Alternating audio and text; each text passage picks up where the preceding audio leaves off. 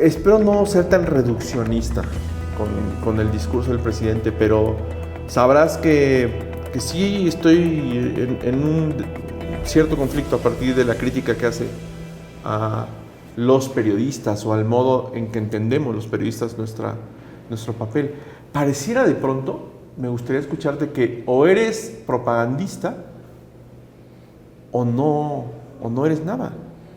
Y el periodismo, pues quienes fuimos a una universidad, quienes lo aprendimos, no sé, lo asumimos como un ejercicio libertario, como un ejercicio en donde mandan los datos, mandan la información, ¿no? Y de pronto que parece que no hay esa visión desde el gobierno, desde el poder, desde el presidente. O estás con él como medio, como periodista, o no eres nada, o eres un enemigo.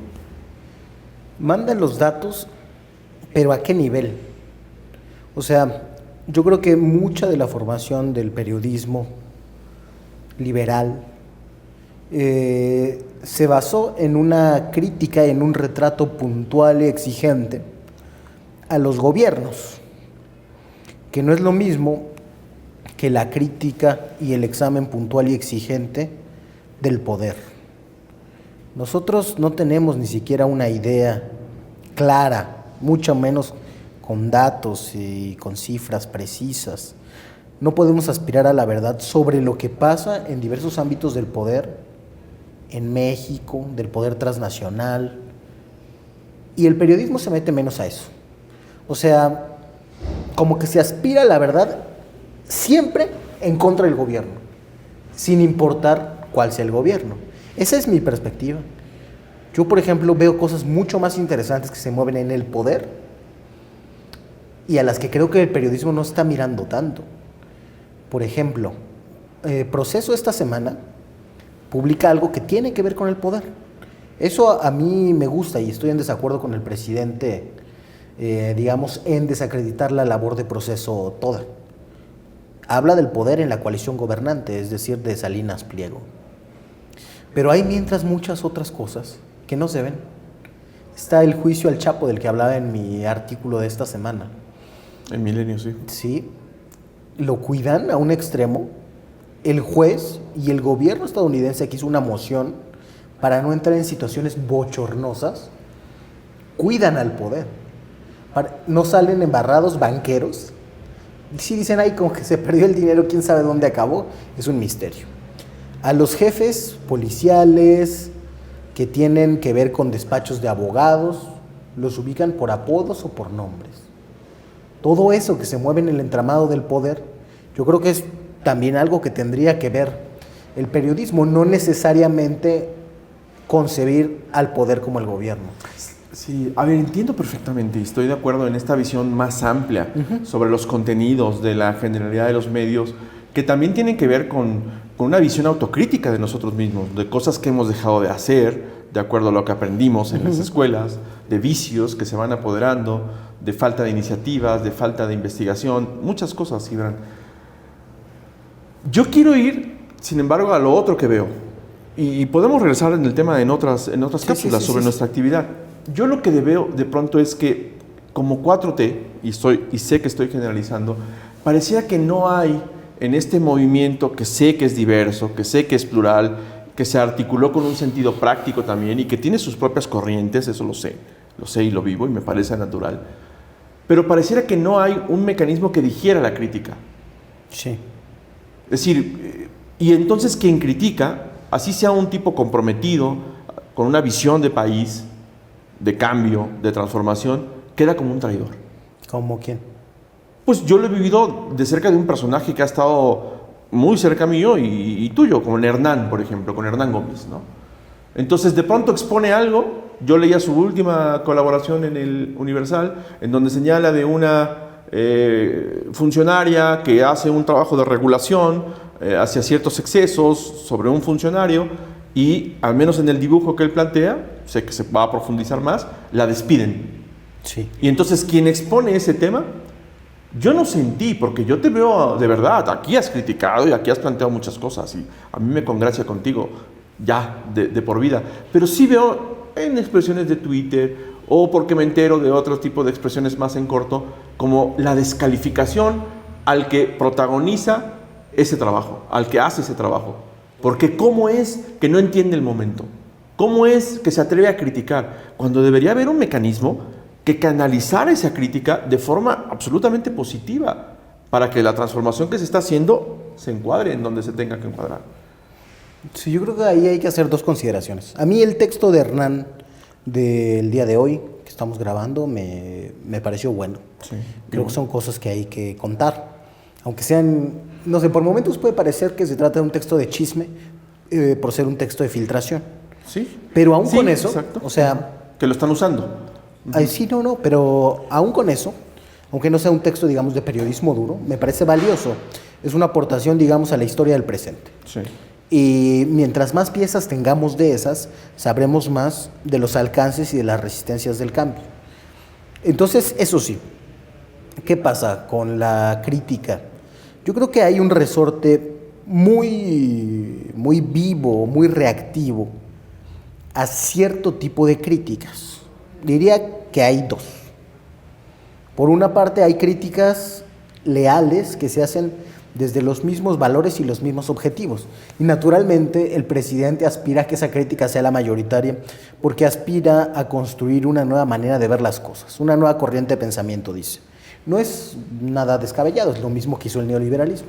Construyó, digamos, su propio sentido común, su propia objetividad y una pluralidad acotada hacia allá, no por medios necesariamente autoritarios, sino por ir conquistando la hegemonía.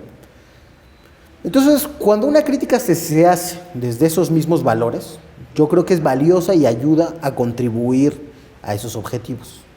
Lo que se critica, en cambio, ante lo que se reacciona con virulencia a veces, es a la necesidad, porque eso sí me parece una inercia del periodismo tradicional, a la necesidad de parecer neutral. Cuando ya te estás viendo muy pro 4T, uy, a ver qué defectos le encuentro, aunque esté criticando desde otra mirada y desde otros valores. Las ganas de estar como en el centro de una balanza, compensando de un lado sí, y del otro, igual, cuando no hay neutralidad posible en el periodismo. Yo digo que objetividad sí, siempre y cuando se diga desde qué valores parte uno, cuál es su mirada, qué lado de la realidad está viendo. Pero así como en neutralidad, ir uno relatando sin valores no se puede. La mirada tiene valores incorporados. Cuando cambias de esos valores para hacer crítica, entonces probablemente estás traicionando tu propia mirada. Nos hemos excedido un poco, pero tiene sentido, creo que lo que estamos hablando. Ahora, yo intentaría cerrar este tema que me gustaría abrir, porque va a ser necesario que lo abramos permanentemente el tema. Porque claro que hay que hacer también una transformación de los propios medios y los periodistas tenemos que ser también protagonistas de ese cambio. Y nos hemos ido quedando atrás, creo. Eso ahí lo dejo como una visión autocrítica.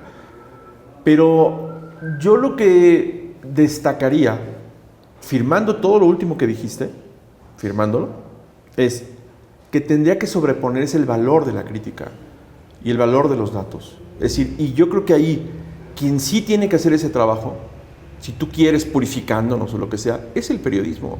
No lo va a hacer la militancia, ni el propagandismo, ni nadie. Es decir, sí tiene que haber un equipo de gente profesional, a nivel social, a nivel de medios, que esté trabajando desde una óptica que termina siendo inclusive hasta positiva, pues documentando tropelías, tranzas, de distintas instancias. Creo que ese periodismo crítico sí tiene que sobrevivir y no puede ser avasallado, ¿entiendes? Yo sí sentí que de pronto, ya lo dijiste, ha sido crítico de la crítica, valga la redundancia, del presidente, sí se pasó un poco en eso. Sí, yo diría nada más con proceso.